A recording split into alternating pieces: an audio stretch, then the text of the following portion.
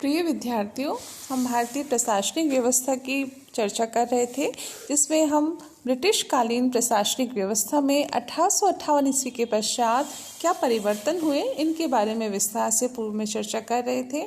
आज हम बात करेंगे 1858 ईस्वी के पश्चात वित्त के क्षेत्र में और नागरिक सेवा के क्षेत्र में, न्याय के क्षेत्र में और अन्य सेवाओं में क्या क्या परिवर्तन हुए, क्या क्या सुधार हुए, इन सभी के बारे में आज हम विस्तार से यहाँ पर बात करेंगे।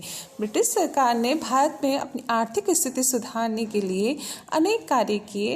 लॉर्ड कैनिंग, जो 1858 ईस्वी में भारत का वायसराय बन के आया था, इसने सर्वप्रथम अनेक प्रकार के कर बढ़ाए, जैसे आयात कर, जो पहले किसी समय 3.5 से 5% ही हुआ करता था, उसे बढ़ाकर इसने 10% कर दिया। आयकर 500 रुपये तक 2% और 500 रुपये से ज़्यादा 4% लगाया गया। इसी तरह व्यापार कर, लाइसेंस कर और अन्य तरह के टैक्स लगाकर उसने ब्रिटिश सरकार की आय बढ़ाने का प्रयास किया। इसी तरह लॉरेंस ने, जो भारत का वायसराय बनकर आया था कैनिंग के पश्चात, उसने तंबाकू कर, स्टाम्प कर और अनेक प्रकार के कर लगाकर इस दिशा में एक कदम आगे बढ़ाया। लॉर्ड मेयो को वित्त के विकेंद्रीकरण के नाम से जाना जाता है। उसने वित्त का प्रशासन व राजस्व प्रांतों को सौंपा। प्रांतों को ये अधिकार मिला कि वो प्रांतीय राजस्व का व्यय कर सकते हैं।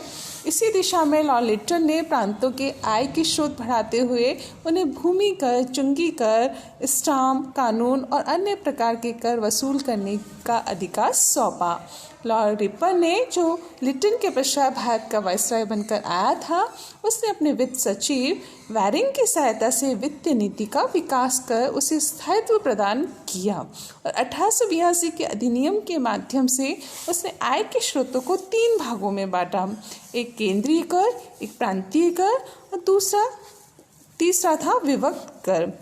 इंपीरियल करों में या केंद्रीय करों में हम नमक से, आबकारी से, अफीम से या अन्य स्रोतों से जो कर प्राप्त होता था वो केंद्र को सौंपते थे। शिक्षा से, जन कल्याण से, जेल से या अन्य स्रोतों से जो आय होती थी वो प्रांतों को सौंपते थे। भू लगान, वन, स्टाम्प, ये सारे कर इन दोनों को दिए जाते थे। इसी तरह प्रांतों के लिए भू राजस्व का हिस्सा तय किया गया। और मेयो की ये सबसे बड़ी उपलब्धि है कि उसके समय कृषि विभाग का पुनर्गठन किया गया। इसी तरह आर्थिक क्षेत्र में ब्रिटिश हितों की रक्षा करते हुए आयात कर को, जो ब्रिटिश सामान पर लगता था, उसको हटा दिया गया और रिचर्ड स्ट्रेची की अध्यक्षता में अकाल आयोग का गठन किया गया। और इसी की हम एक उपलब्धि ये भी कह सकते हैं कि 1882 में जो फैक्ट्री अधिनियम पारित किया गया, इस अधिनियम के माध्यम से उद्योगों को, फैक्ट्री उद्योग को संजीवनी देने का प्रयास किया गया, इनका विकास करने का प्रयास किया गया। और इसमें काम के घंटे जो 9 घंटे निर्धारित किए गए थे और छोटे बच्चों के काम करने की उम्र अब तय की गई।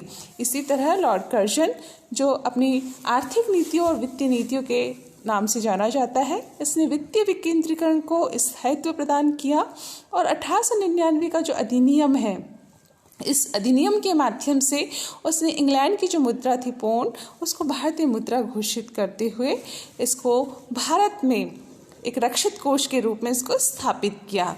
इसी तरह इसके जो आर्थिक सुधारों की यदि हम बात करें लॉर्ड कर्जन की, तो इसने 1901 में मैकडोनाल्ड की अध्यक्षता में अकाल आयोग का गठन किया और अकाल संहिता में संशोधन किया। इसी तरह 1900 ईस्वी में उसने पंजाब भूमि स्वामित्व हस्तांतरण अधिनियम से किसानों को, जो भूस्वामी थे, उनसे उनकी रक्षा करने का कार्य किया। 1904 के सहकारी समिति अधिनियम के माध्यम से किसानों को कम ब्याज पर ऋण देना शुरू किया। इसी तरह उसने पूसा में कृषि अनुसंधान संस्थान की स्थापना करी 1905 में। 1901 में उसने कृषि महानिरीक्षक की पद की नियुक्ति करी और उसी तरह से उसने 1901 में सिंचाई आयोग का गठन कर नहरों के माध्यम से सिंचाई करने का प्रयास भी शुरू किया। इसी तरह हम भारतीय सिविल सेवा की यदि बात करें, नागरिक सेवा की यदि हम बात करें, तो 1855 के अधिनियम के माध्यम से भारतीय प्रशासनिक अधिकारियों के लिए प्रतियोगी परीक्षाओं का आयोजन जो इंग्लैंड में किया जाता था, ये शुरू हुआ और इसमें समय समय पर भारतीयों के लिए आयु में परिवर्तन किया जाता था। ये जो सेवाएं थी, इनको हम 3 भागों में बांटकर देख सकते हैं। एक जो संविधावध होती थी, जो केवल अंग्रेजों के लिए होती थी, लंदन में ये आयोजित होती थी परीक्षा। एक असंविधावद होती थी जो अंग्रेज और भारतीय दोनों के लिए होती थी। इसका आयोजन भारत में होता था। और तीसरी सेवा जो केवल भारतीयों के लिए होती थी, जिसे हम सांविधिक सिविल सेवा के नाम से जान सकते हैं। इन सेवाओं में प्रवेश की जो भारतीयों की आयु है वो समय समय पर वायसराय परिवर्तित करते रहते थे। न्याय क्षेत्र की यदि हम बात करें तो न्याय के क्षेत्र में सबसे बड़ा सुधार किया गया है लॉर्ड रिपन के समय, जिसकी प्रतिक्रिया इस तरह से देखने को मिली कि भारतीय राष्ट्रवाद का विकास हुआ।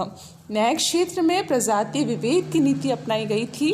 रिपन के समय से सुधारने के लिए जो इल्बर्ट बिल विधेयक पारित किया गया था उसका इतना विरोध हुआ था कि संपूर्ण यूरोप में आंदोलन होने लगा था। और इसी का ये परिणाम हुआ है कि आने वाले समय में इसने भारतीय राष्ट्रीयता के आंदोलन को एक चिंगारी दी है और इससे भारतीयों को प्रेरणा मिली कि किस तरह से एकजुट होकर हम अंग्रेजों का विरोध कर सकते हैं।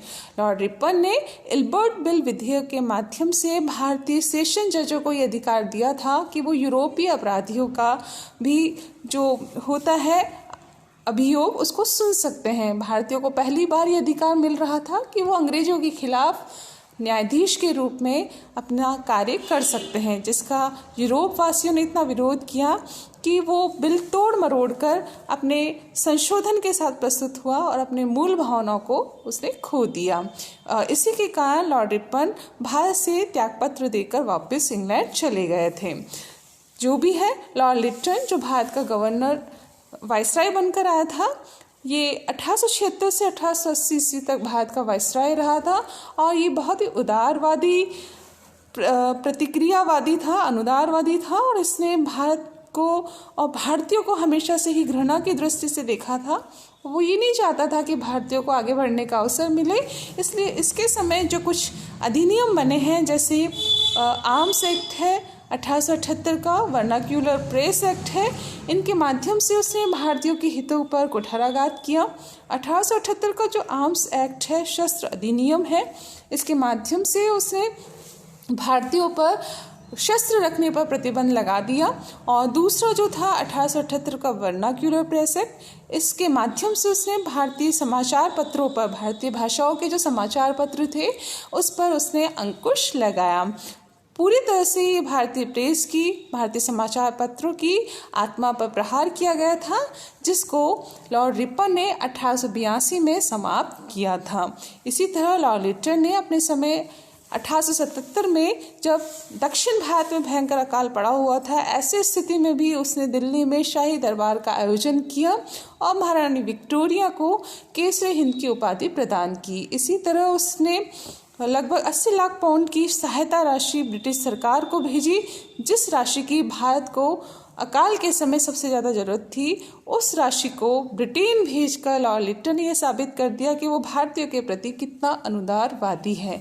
इसी तरह लॉर्ड रिपन, जो कि एक उदारवादी और भारतीयों का समर्थक वायसराय जिसे हम कह सकते हैं, 1880 में जब वायसराय बनकर भारत आया तो इसका सबसे बड़ा काम ये था कि इसने भारत में स्थानीय स्वशासन की शुरुआत की। इसकी सबसे बड़ी उपलब्धि हम कह सकते हैं।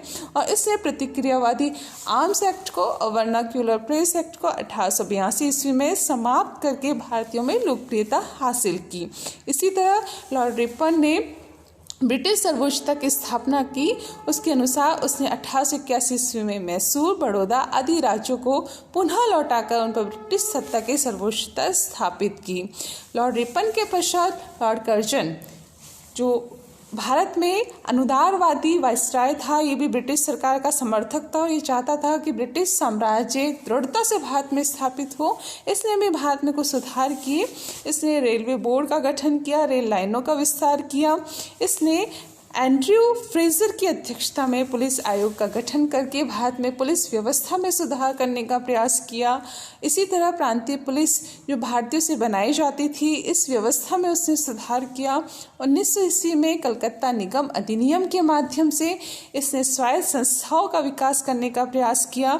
इसका सबसे बड़ा जो काम हम कह सकते हैं वह है 1905 में बंगाल का विभाजन। 1905 में बंगाल को पूर्वी बंगाल और पश्चिम बंगाल इन दो भागों में, इन दो टुकड़ों में बांटकर बंगाल का विभाजन करके भारतीय राष्ट्रीयता का दमन करने का प्रयास लॉर्ड कर्जन ने किया था, जो आने वाले समय में इतना प्रतिक्रिया इसके खिलाफ हुई कि 1911 में इस बंगाल विभाजन को लॉर्ड हॉर्डिंग्स, जो उस समय का भारत का वाइसराय था, उसके समय इस बंगाल विभाजन को फिर से समाप्त किया गया। इस तरह से हम देखें तो 1858 के पश्चात भारत के जो वाइसराय आए हैं लॉर्ड कर्जन के समय, इनको उदारवादी और अनुदारवादी इन दो भागों में बांटकर हम उनकी नीतियों को देख सकते हैं। और भारत के प्रति इन्होंने जिस नीतियों का अवलंबन किया, आने वाले समय में अन्य वाइसरायों ने भी अपनी नीतियों के माध्यम से भारतीय शासन को संचालित किया और भारत में ब्रिटिश सरकार को दृढ़ता प्रदान करने का प्रयास किया।